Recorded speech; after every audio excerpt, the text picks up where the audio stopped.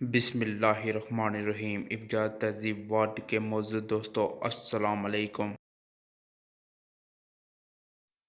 مچھلی ہفتوں تازہ رکھنا۔ مچھلی کو بہت زیادہ دیر تک تازہ رکھنے کے لیے اس کو اچھی طرح دھو کر اس میں حسب ضرورت پیسا ہوا نمک، پیسا ہوا دھنیا، پیسی ہوئی ہلدی ملا کر برتن میں رکھ کر فریج میں جما دیں۔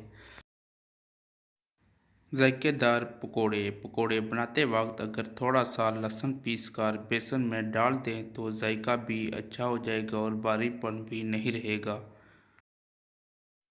ٹماٹر کے سوپ میں 1 چمچ پیسا ہوا پودینہ ڈال دیا جائے تو ذائقہ بہتر ہوگا اور سوپ بھی خوشبودار بنے گا۔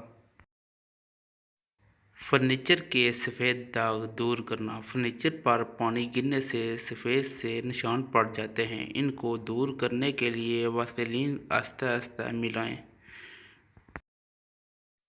مٹر کے دانے جلد گلنا۔ مٹر کے دانے جلد گلنے کے لیے دانوں کو پانی میں بھگو کر ساتھ ہی تھوڑی سی چینی یا کھانے کا سوڈا اور پودینے کی چند پتیاں ملا کر پکائیں۔ اسی طرح مٹر کے دانے جلد گل جائیں گے اور ان کا رنگ بھی ہرا ہی رہے گا۔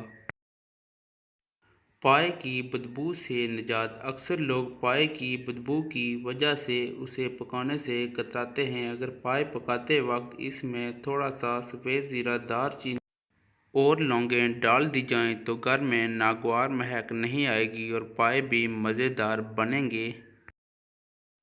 مزید ایسی ویڈیوز کے لیے ہمارا یوٹیوب چینل سبسکرائب کریں۔